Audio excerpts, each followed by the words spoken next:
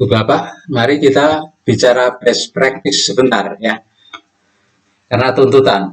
Jadi Ibu Bapak ini harus melakukan sesuatu untuk sekolah Ibu Bapak. Dan melakukan sesuatu yang mungkin belum pernah dilakukan oleh kepala yang lain yang terdahulu, untuk mengubah sedikit dari sekolah Ibu Bapak, itu namanya best practice. Atau pengalaman terbaik Ibu Bapak demi sekolah Ibu Bapak. Jadi best practice itu pengalaman dari Ibu Bapak di dalam melakukan pengelolaan sekolah. Baik aspek manajerial, aspek supervisi ataupun kewirausahaan. Intinya dari tindakan Ibu Bapak, sekolah menjadi lebih baik. Itu best practice. Jadi best practice bukan karangan. Best practice bukan karya tulis. Best practice adalah tindakan dari kepala sekolah. Nah, laporannya yang baru menjadi karya tulis. Oke. Ini tidak saya baca sistematikanya. Kalau laporannya pendahuluan, kajian pustaka, pembahasan masalah, penutup, nanti bisa diminta filenya. Bab 1 latar belakang. Jadi Bapak mendeskripsikan kondisi yang ada, yang Ibu Bapak amati, yang di situ Anda dapatkan sebuah celah untuk membuahkan kreativitas dari Ibu Bapak.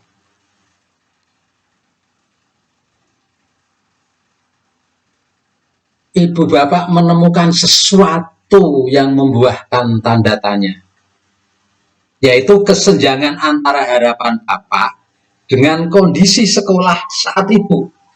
Itu namanya masalah. Oke, jadi Ibu Bapak menemukan masalah, solusi masalah itu namanya best practice. Itu yang nanti akan ditulis dalam laporan ini. Gitu. Kemudian kajian pustaka. Kajian pustaka ini memuat definisi, sifat, contoh, pengalaman sesuai judul setiap kata yang diambil. Dalam kajian ini menggunakan buku-buku atau sumber internet yang up to date. Tidak menggunakan buku yang usang. Sebutkan sumber yang diambil sesuai kaidah bahasa. Membaca bukunya secara langsung. Istimewa, itu. Judul itu apa toh? Ini menunjukkan pengalaman pribadi kepala sekolah, ya, bukan menawarkan tugas pokok kepala sekolah, tapi pengalaman yang Anda lakukan. Misalnya begini, Ibu Bapak melihat sekolahnya ambruk, sekolahnya roboh, bangunannya perlu perbaikan. Terus ide apa yang muncul? Dari rapat atau dari Ibu Bapak sendiri muncul sebuah ide. Oh,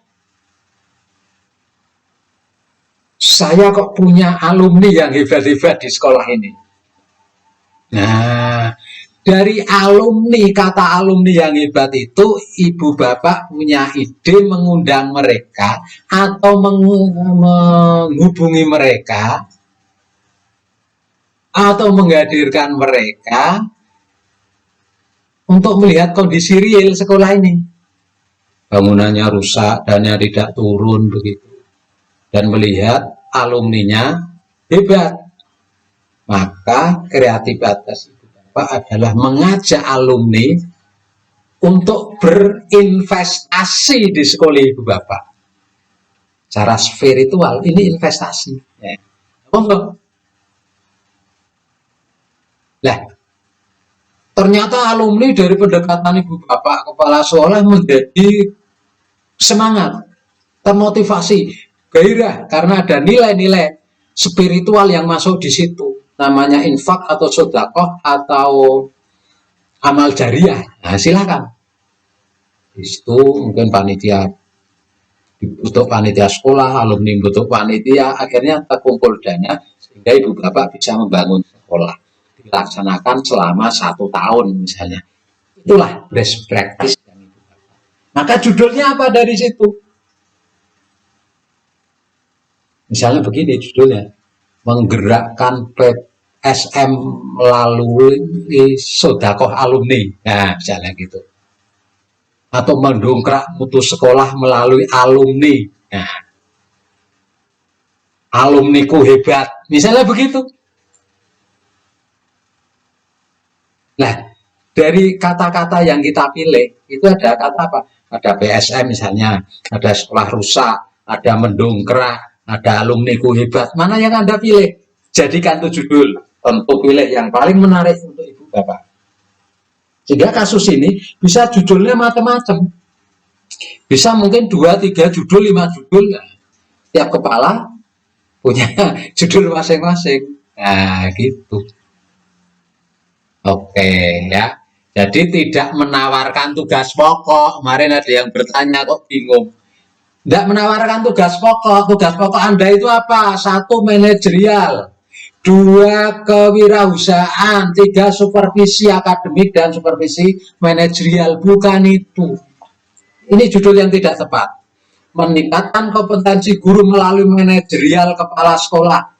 Kalau saya penilai, langsung tidak saya buka. Saya singkirkan. Pelaksanaan supervisi akademik untuk meningkatkan keterampilan guru dalam pembelajaran aktif tidak aku terima. Karena itu memang tugasnya guru. Maaf, itu tugasnya kepala sekolah begitu. Meningkatkan mutu sekolah melalui kewirausahaan kepala sekolah ini juga tidak layak. Karena ini memang kewirausahaan kepala sekolah adalah tugas Ibu Bapak. Paham ya? Tidak jelas nanti WA. Ini saya berikan contoh-contoh judul. Peningkatan PSM melalui Jagong Sonjo pernah ditulis oleh Pak Sutadi, Sekretaris Dinas. Kemudian perpustakaan bermutu menciptakan sekolah berkualitas. Melaju dengan mutu untuk judul 3 ini pernah dibuat oleh Pak Yoko ketika waktu itu menjadi kepala berprestasi tingkat provinsi. Itu saya pakai judul melaju dengan mutu, diterima dengan baik. Prestasi sekolah dengan moving kelas, ini karya Pak Sunarto, Kepala SMP 2 Boyolali tahun 2007, sekarang beliau pengawas sekolah. Mendongkrak sekolah rusak, ini ada karya tingkat nasional ini, mendongkrak sekolah rusak, judulnya cuma begitu. Nah ini kan bisa kita kembangkan nomor 2, mendongkrak PSM, menambah peminat semakin meninggi, guru pun semakin bermutu, pendampingan dan pembimbingan guru berprestasi, membangun sekolah adiwiyata, disiplin kerja, mencetak guru bermutu. Nah, itu judul-judul yang bagus. Peningkatan kinerja melalui pertemuan rutin dan seterusnya, ini seperti PTS. Ya, kala-kala boleh. Peningkatan kemampuan akademik guru melalui pendampingan MPMP, KKG, sekolah di SMP 1 Sukoharjo tahun 2009-2010 misalnya begitu. Ekstra kurikuler bermutu mencipta sekolah juara, membentuk guru sekolah bermutu, apalagi monggo silakan beribu judul bisa dibuat. Yang penting Ibu Bapak telah melakukan sebuah pengalaman terbaik. Berikutnya pembahasan masalah. Dari masalah tadi lah ini dengan cerita di situ. Seperti tadi, misalnya sekolahnya rusak sampai terbangun sekolah setelah mengumpulkan alumni, sudah ceritakan di situ. 10 halaman misalnya begitu. Selesai. Oke? Iya. Saya kira itu. Nah, akhir kata, mohon paraf setelah membaca, mohon maaf, selamat mencoba. Terima kasih.